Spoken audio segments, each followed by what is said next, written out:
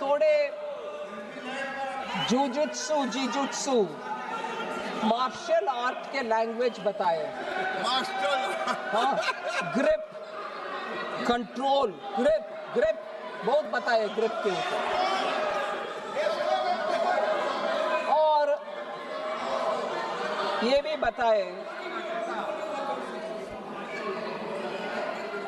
इतने भी बताए कि चेयर में बैठे हुए हमारे जगदम्बिका पाल जी को हम आपको रिस्पेक्ट करते हैं, आप आखिर हमारी पार्टी वाला है वगैरह, वो भी बताए। ठीक है जी। बिट्टू को गद्दार बट उन्हीं के पार्टी से बाहर आए हुए बिट्टू को ट्रेटर बताया। ये एक चेयर में बैठे हुए दोस्त है, हमारे बिट्टू ट्रेटर हो गए। सो ऐसे कहने वाले लीडर ऑफ द ऑपोजिशन बहुत सारे विषय बताए, उनको मैं जरूर एक पॉइंट पे जरूर आंसर करना चाहता हूँ। मैं वो सही एक विषय उठाए। Please listen, I am talking about LOP.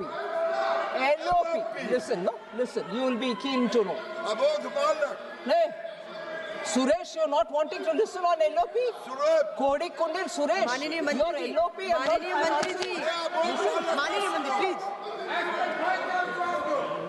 AI और डेटा के ऊपर बहुत चिंता व्यक्त की कि भारत के डेटा विदेश में चली जा रहे हैं। सही नहीं है, क्योंकि हम इंसेंटिवाइज कर रहे हैं डेटा सेंटर्स को, जिससे भारत देश में डेटा रहे और भारत के युवा को जॉब्स मिले। उसके लिए हम कर रहे हैं डेटा सेंटर के लिए प्रावधान, और उसको बिना समझे ये बोल रहे डेटा आप विदेश का कंपनी को दे रही हो। हमारे यहाँ क्या होगा? हमारे यहाँ इंसेंटिवाइज कर रहे हैं इसीलिए कि डेटा सेंटर भारत में रहे, डेटा भारत में रहे और डेटा हमारे युवाओं को मैनेज करने के लिए हमारे हाथ में रहे। ये एक विषय है। दूसरा,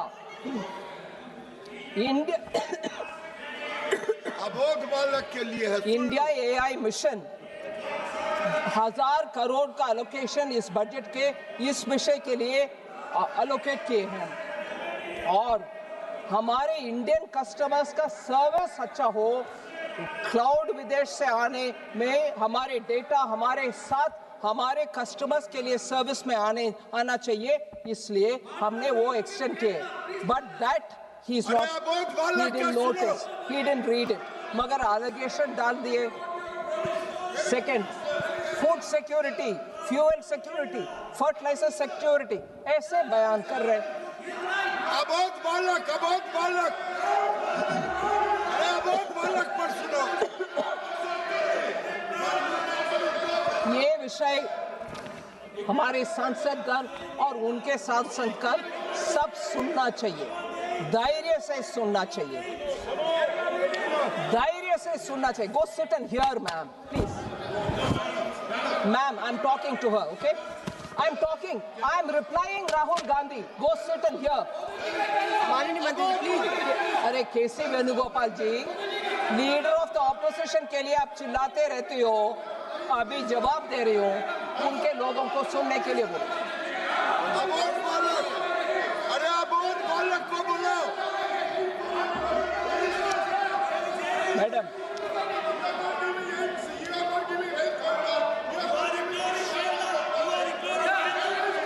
फूड सिक्योरिटी, वैल्यू एडिशन के ऊपर बात कर रहे थे। I want to tell him, total food subsidy के लिए 2.27 लाख करोड़ बजट में एलोकेशन हुआ है फूड सिक्योरिटी के लिए, और 80 करोड़ लोगों को अभी भी हम जारी रख रहे हैं फ्री फूड। फिर मिनिस्ट्री ऑफ फूड प्रोसेसिंग के द्वारा इंडस्ट्री सेटअप करने के लिए बजट में 4064 करोड़ फूड प्रोसेसिंग इंडस्ट्री के लिए, PM formalisation of micro food processing enterprises के विषय में स्कीम के लिए पैसा 4000 करोड़ से ज्यादा एलोकेट हो रहे। फिर हाई वैल्यू एग्रीकल्चर, उसके लिए 350 करोड़ अनाउंस किया है, वो जो कोकोनट वगैरह मैंने एक्सपेंड किया। फूड इन्फ्लेशन सबसे लोअर रेट में है, जबकि यूपीए के समय फूड इन्फ्लेशन डबल डिजिट में था, 10%, 11%, अभी तो वो नीचे आकर के 2% से कम है फूड इन्फ्लेशन। फिर वो बहुत बड़ा बयान दिया, geopolitics, energy, weaponization of finance, इन सब के ऊपर बोले कि इतने सारे चैलेंजेस है, बजट ब्लड, ये भी बोल रहे हैं कि हमारे बजट उसको एक्नॉलेज करता है, मगर बजट में इतने सारे हैं उसको पढ़ा नहीं है। क्या क्या है मैडम? इकोनॉमिक स्टेबलाइजेशन फंड जो 50,000 crore, economic stabilisation fund 50,000 crore का अनाउंसमेंट हुआ है। अनएंटिसिपेटेड, अनएक्सपेक्टेड अगर चैलेंज होता है उस पैसा को उपयोग कर सकते।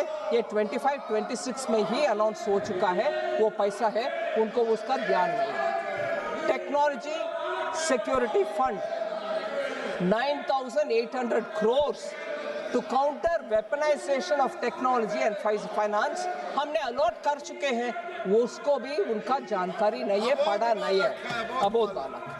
एनर्जी सिक्योरिटी, रेयर अर्थ के लिए भारत तैयार रहना चाहिए, माइक्रोचिप्स हम बनाना चाहिए, इसके ऊपर इतना चिंता व्यक्त करने वाले लीडर ऑफ द ऑपोजिशन ये भी पढ़ा नहीं है कि एनर्जी सिक्योरिटी के लिए हमने critical to insulate India from weaponization of energy matters. The budget pushes for autonomy in critical minerals. Customs duty का exemption हुआ, न्यूक्लियर पावर के लिए 2,500 करोड़ अलॉट हुआ, and national green hydrogen mission के लिए 600 करोड़ अलॉट हुआ। बजट को पढ़ा नहीं है, आ गए हमारे लीडर ऑफ द ऑपोजिशन बात करने के लिए। फिर बजट में ये भी कहा कि SEZ मैन्युफैक्चरिंग यूनिट्स इंपैक्ट हुआ है ये टैरिफ वगैरह के कारण, उनको डोमेस्टिक एरिया में सेल करने के लिए हमने प्रावधान किया, कस्टम्स ड्यूटी को छूट दिया, सो दैट वो यूनिट्स बच पाएंगे।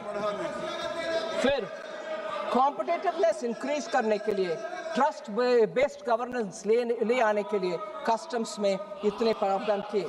फिर सपोर्ट करने के लिए MSME और आर्टिसान्स को 10 lakh value cap on courier export, courier के द्वारा जो एक्सपोर्ट होता है उसको भी हमने कैप हटा दिया, जिससे हमारे छोटे छोटे उद्योग बाहर एक्सपोर्ट करने में सुविधा हो। फिर ये क्लियरेंस करने के लिए डिजिटल एक ही प्लेटफॉर्म बनाया, जिससे इंपोर्ट भी एक्सपोर्ट भी एक ही विंडो के द्वारा हो सकते हैं।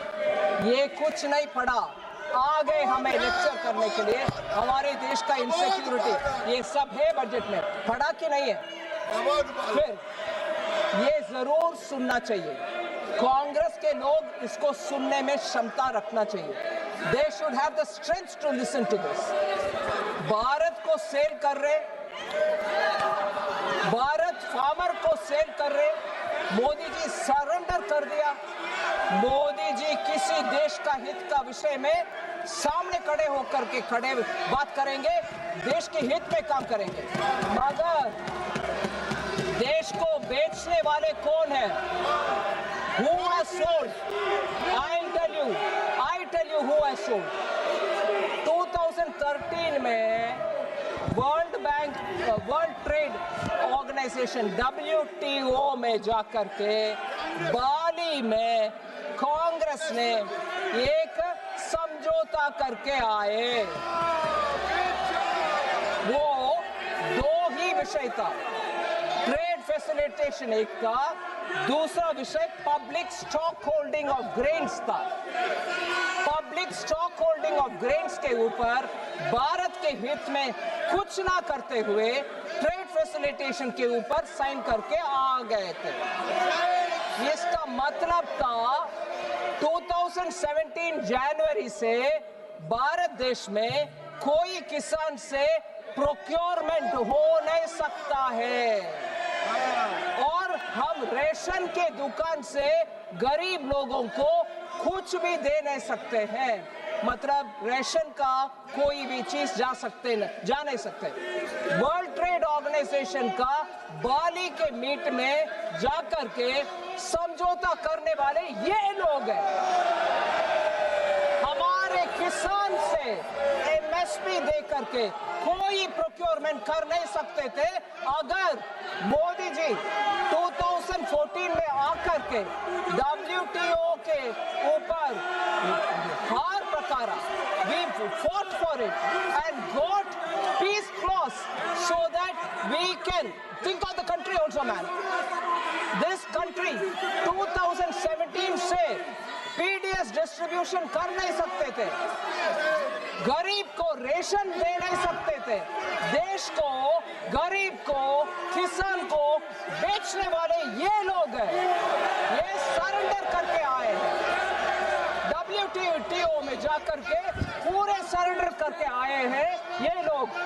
और भारत देश का हमारे प्रधानमंत्री जी के ऊपर ये आरोप लगा रहे LOP, उनको कोई नैतिक अधिकार बनता नहीं है। 2017 के अंदर पीस क्लॉज WTO में लेकर आए मोदी जी। इसके वजह से कोविड के समय हम सब लोग को रेशन दे पाए और किसान से आज भी प्रोक्योरमेंट हो रही है। नहीं तो कांग्रेस के साथ चलते हुए हमारे देश का किसान सड़क पर आ जाते। ये सेल करने वाले लोग हैं, ये भारत का किसान को बेचने वाले लोग हैं, ये हमारे गरीब को बेचने वाले लोग हैं। मैडम, लास्ट में एक और विषय, नहीं पाकिस्तान के साथ भारत को जोड़ने दे दिया और यूएस एडमिनिस्ट्रेशन के साथ डील करने के समय आप पाकिस्तान के साथ भारत को जोड़ने क्यों दिया? और ये कहकर लीडर ऑफ द ऑपोजिशन हमें सजेशंस दे रहे हैं, नेगोशिएशन कैसे करना है।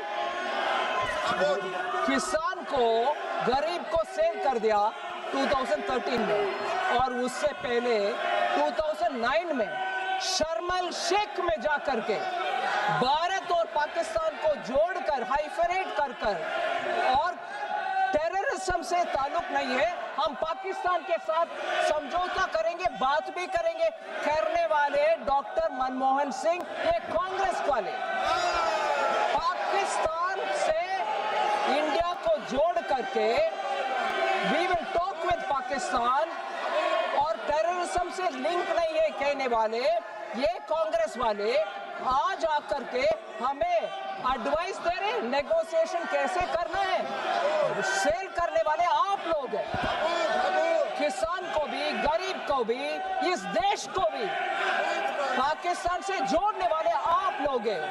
चिल्ला चिल्ला के मेरे आवाज को बंद नहीं कर सकते, ये पूरे देश सुनेगा, ये पूरे देश सुनेगा। आप आकर के इधर हमें एडवाइस दे रही हो।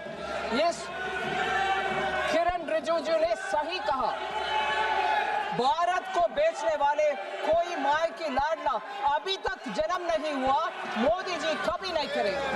Thank you madam.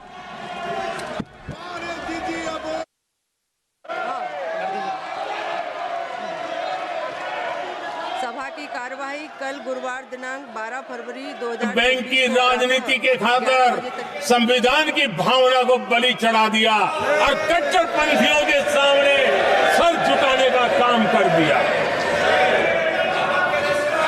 उन्होंने न्याय के लिए तड़प रही एक वृद्ध राजनाथ सिंह ये लिखा हुआ नहीं पढ़ सकते आप। अध्यक्ष जी ने ना बोला है, नहीं बोल सकते। अध्यक्ष जी आपने व्यवस्था दी। ये हमारे चरित्र पे बोल रहे थे, हमारे पॉलिसीज पे नहीं बोल रहे थे। ये कह रहे थे कि हम एंटी नेशनल हैं।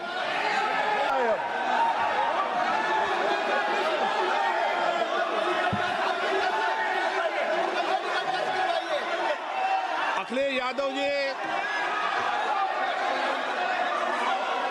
यादव जी बोलिए आप।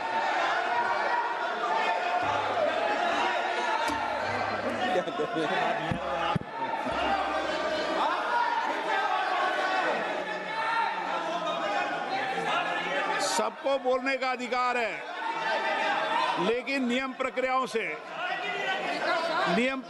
से किसी आरोप प्रत्यारोप के लिए सदन का उपयोग नहीं किया था। आप सदन के बाहर जो बोलें, सदन के अंदर आपको तथ्यों से बोलना पड़ेगा, नियम प्रक्रियाओं से बोलना पड़ेगा। नो